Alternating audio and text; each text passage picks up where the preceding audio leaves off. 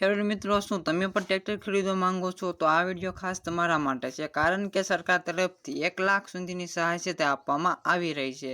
તો ચાલો જાણીએ સંપૂર્ણ માહિતી. હવે વાત કરીએ જરૂરી ડોક્યુમેન્ટ છે. તો ખેડૂત મિત્રો, બધા જ રાજ્યમાં છે તે અલગ અલગ ડોક્યુમેન્ટમાં ફેરફાર હોય છે તે જરૂર પડે છે, પરંતુ મુખ્ય એટલા ડોક્યુમેન્ટની જરૂર હોય છે તે પડતી હોય છે.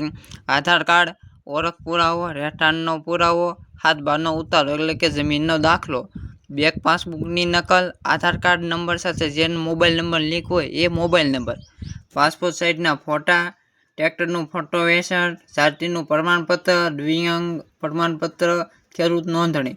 મુખ્યત્વે આટલા ડોક્યુમેન્ટની જરૂર હોય છે તે પડતી હોય છે, પરંતુ બધા રાજ્યમાં હોય છે તે ફેરફાર થોડો જાજો હોઈ શકે છે.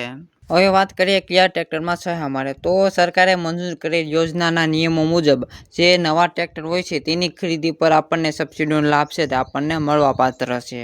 હવે વાત કરીએ કે કેટલી સબસિડી સહાય છે તે મળે છે. તો ટ્રેક્ટરની સબસિડી યોજના ટ્રેક્ટરની કિંમત એચપી અને ખેડૂતની શ્રેણી પ્રમાણે અલગ અલગ હોઈ શકે છે, જેમાં સામાન્ય 1 લાખ સહાય છે તે આપવામાં આવે છે. હવે વાત કરીએ કે આ સબસિડી સહાય માટે કોણ અરજી છે તે કરી શકે છે. તો જે સરકાર દ્વારા નક્કી કરેલી શરતો પૂર્ણ કરે છે તે ટ્રેક્ટર સબસિડી માટે અરજી કરી શકે છે.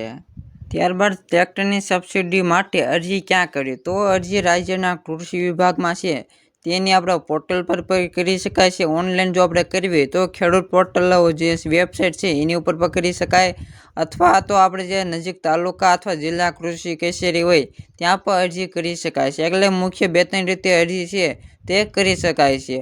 અરજી કરતી વખતે તમામ જરૂરી દસ્તાવેજો છે તે આપણે તૈયાર રાખવાના હોય છે. અરજી કરતા પહેલા આપણે કેવી કેવી બાબતોનું છે તે ધ્યાન રાખવું જોઈએ. તો આપણે તમામ ડોક્યુમેન્ટ હોય છે તે તૈયાર રાખવા જોઈએ, તેમજ યોજનાના નિયમો સારી રીતે વાંચી લેવા જોઈએ, તેમજ મંજૂરી મળ્યા બાદ આપણે આગળની જે પ્રક્રિયા હોય છે તે કરવી જોઈએ, તેમજ સાચી માહિતી અને અરજી કરવાની પ્રક્રિયા છે તે ઝડપ બને છે. એટલે કે આપણે સાચા ડોક્યુમેન્ટ હોય છે તે સારી રીતે અને વ્યવસ્થિત રીતે જોડવા જોઈએ, જેનાથી કોઈ ભૂલ ના આવે. તેમજ આપણે વધારે માહિતી માટે કૃષિ વિભાગનો પણ તમે સંપર્ક છે તે કરી શકો છો.